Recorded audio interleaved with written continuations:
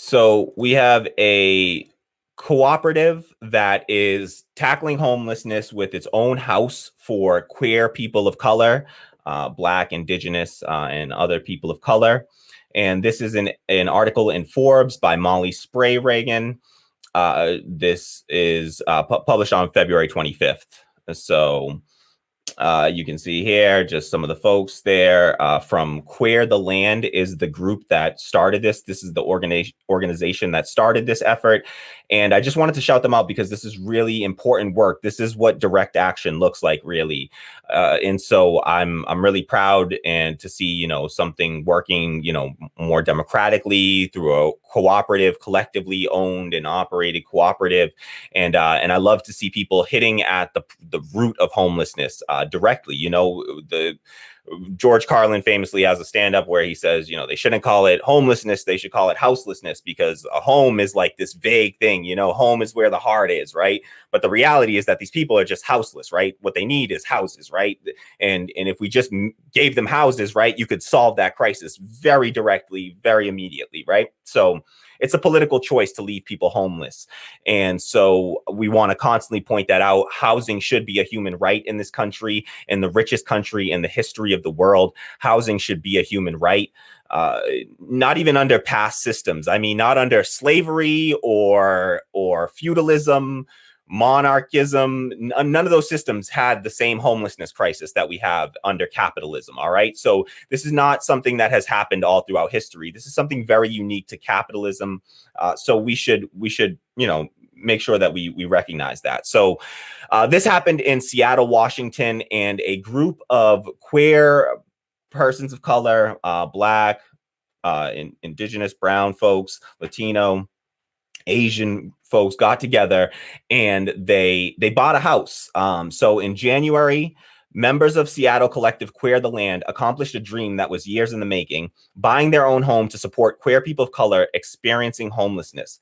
Quote, "It feels amazing," said housing coordinator Ivana Enabulele. "It feels like finally it has happened. When it first happened, I was sobbing. To be able to give people housing, it's indescribable." So Queer the Land formed in 2016 when members of two other queer collectives came together to design solutions to the high levels of homelessness currently facing their communities. It was groups of folks who were tired of their friends and family and community being pressed out by gentrification, said Enabulele, and tired of folks doing GoFundMes because of being homeless. That's just not sustainable, right? These, GoFundMes every time you're homeless, you have to have so much, publicity for it. It's just not sustainable. It's not a sustainable model to have people doing these private GoFundMes. We need public solutions to the housing crisis and the homelessness crisis. We have, on any given day, there's over 500,000 people homeless in the United States, 550,000 homeless people, about 50,000 homeless veterans. And this is a very solvable crisis. All right. There's more empty units of housing than there are homeless people in this country. So this is a very solvable crisis. All right. We just need political will. That's all. So for the past few years, Queer the Land has engaged in a number of mutual aid programs to support the community while simultaneously working to raise and save money to purchase a home. On January 15, 2021, after a full year of negotiations, the purchase was made. So shout out to them. Real kudos for this. This is amazing. Enabulele goes on. They said, they participated in the entire legal process of the purchase and said it was extremely challenging. They say, "I cannot convey how difficult it was when it comes to the racism we faced around purchasing the house. It was just very difficult, and it shouldn't have taken a year. One of my proudest moments was being able to persevere during a pandemic." That's another amazing thing, that they're doing this all in the midst of a pandemic. It's amazing work, warms my heart truly, and is just a really proper, true feel-good story. I mean, it's not feel-good in the sense that you got individuals having to, solve this issue that should be solved on a much grander scale, but you have people coming together collectively and democratically coming together And I think that is a feel good story. So not feel good in the sense that homelessness exists and that it's a problem that people like this have to solve on, you know, anything close to an individual level, but feel good in the sense of we actually have democratic, cooperative work in order to commit direct action and actually go directly to the heart of the homelessness problem. And so another member of the group goes on to say, it kind of feels unbelievable, added Linda Chastain, communications and development coordinator at Queer the Land. It feels really good to be able to take a little piece of the figurative pie from all the things Black and Indigenous, queer and trans and two-spirit people of color have had to undergo for hundreds of years in this country. It gives me so much confidence and faith and energy to claim more abundance for Queer the Land and for myself and for my community in the future.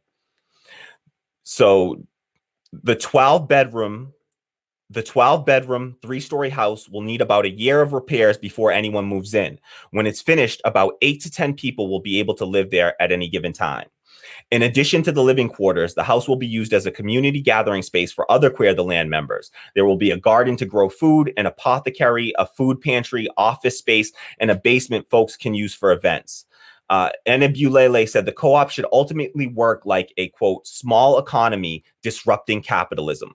This is a true disruption of capitalism, all right? This is a true disruption of the rent-seeking capitalist, economy that we live under, all right? This is democratic, cooperative ownership and control over, over institutions, right? Housing, workplaces, businesses. This is what we advocate for here on the show. We are building a democratic workplace here, one worker, one vote on all major decisions. And so we strongly support the cooperative movement in every way, shape, and form. I believe in democracy, not just in our workplaces and in our business, but I also believe in democracy in our housing, in our food, in everything that we deem in our communication. Anything that we deem a public good or a human right, we should have democratic control over those institutions, right? So it's a shame that we suspend democracy in all of the critical places of our lives, right? We say we believe in democracy in this country, but we suspend democracy in the workplace. We suspend democracy in our housing. We suspend democracy in our education. It just doesn't make sense to me to say that we believe in democracy when we suspend democracy in the places where it would seemingly matter most. Okay, so this is a really promising effort. And I'm really proud of these folks for going out there and doing what they did. And it's 8 to 10 people that it will house, but this is how we're going to have to do it. This is how the real revolution will be built from the bottom up.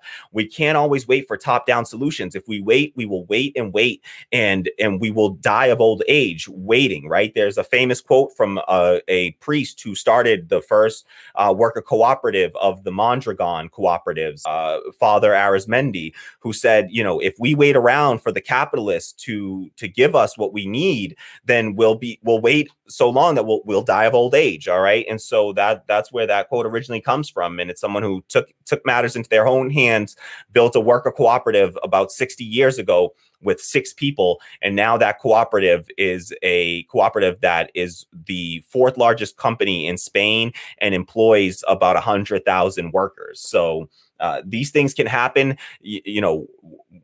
They take time to build. There's no doubt about that. But this is what dual power is about. It's about building up institutions to replace the failing institutions that exist today. And we need to build dual power through just building collective power. And this is certainly a way to do it, not only in our workplaces, but also in our housing is a really powerful way to do it. So if we believe that housing is a human right, we're going to need institutions like this in order to establish that and maintain that, and to maintain democratic control over these institutions. All right. So I'm not looking for some top-down government solution per se, but I do think that the government plays a role in assisting and helping to fund people that are looking to do initiatives like this. All right. And I wish that they would have gotten more public support and government support for this. But they did, I will say, they said, Queer the Land's other big accomplishment is that through donations and grants, including one for $200,000 from Seattle's Equitable Development Initiative, the group was able to obtain the house without a mortgage. Okay, so they've bought this house. This is not like they have a mortgage to pay or anything like that. They were able to outright purchase this home. Now all they have to do is repair it up and it's theirs. It's theirs forever. All right. And there are resources like this in our communities. And these are the kinds of actions that we really need to be taking in order to ensure housing as a human right. If that's something that we really believe, I just don't think that we can wait around and wait for politicians to do it for us, because the capitalists, they have incentive to fight against that, right? Landlords want to be able to sit on their behinds and to collect rent from people when they have no real value that they add to the system, right? Wouldn't you much rather manage your home yourself? Doesn't everyone want to have their own home? Isn't that a dream of pretty much everyone?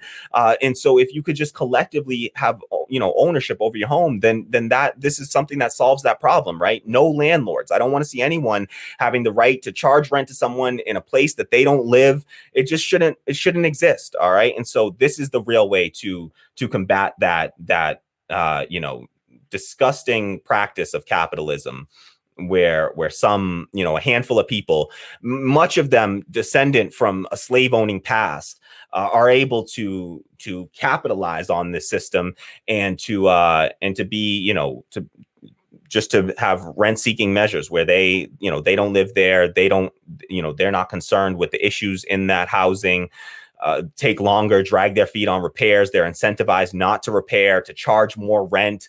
The rents just keep going up and up and up, even though our wages do not. And like in Berlin, Germany, they have a new law. They have a law that they passed a year or two ago in Berlin, Germany. So one of the largest, major cities, capital of Germany. Is it the capital? It might be Frankfurt. Okay. Yeah. Could be Frankfurt. Correct me if I'm wrong. It's either Frankfurt. It's Berlin. Okay. Tammy, super producer Tammy says it's Berlin. So, capital city there, Berlin, Germany. They have made it so that they passed a law that says for the next 5 years, no landlord can raise the rent on any tenant, and you cannot charge a new tenant any more than you charge existing tenants, right? So they have put a total rent rent freeze in place in Berlin, Germany. Meanwhile, that doesn't even get discussed here in the United States, but it should be a topic of discussion. Particularly during a pandemic, it's absurd to allow people to raise rents on people in the middle of a pandemic where there are over 10 million jobs have disappeared from the economy, and most of those likely will never return. All right. So just wanted to give a shout out to them. Kudos to what they're doing over there at Queer the Land in Seattle, Washington. Keep up the amazing work, y'all. Really, really love what y'all are doing over there. And you have, our utmost support over here and solidarity with your efforts. All right. Keep it up. All right. So let's see. All right. Corey Saylor says, my last apartment went from $1,500 a month to $1,900 a month in 2 years. That's absurd. That is absurd. Yeah, that sounds like the way that they hike rents in Boston. We used to have rent control in the 90s in Boston. After they ended rent control, in the next 15 years, the rents tripled. Okay, on average, they tripled after they removed rent control. So it is absolutely absurd. We do need rent control in this country, and yeah, I mean, rents can go up, and your wages don't, right? Rents just seemingly automatically go up every year, even though your wages don't go up like that, right? So it's absurd, right? And this is why I'm in some ways against a universal basic income without putting rent control measures in place first, because if we don't put rent control measures in place, all of our universal basic income will just get sucked up by landlords, and ultimately will just get pulled up into the top 1% that way. All right.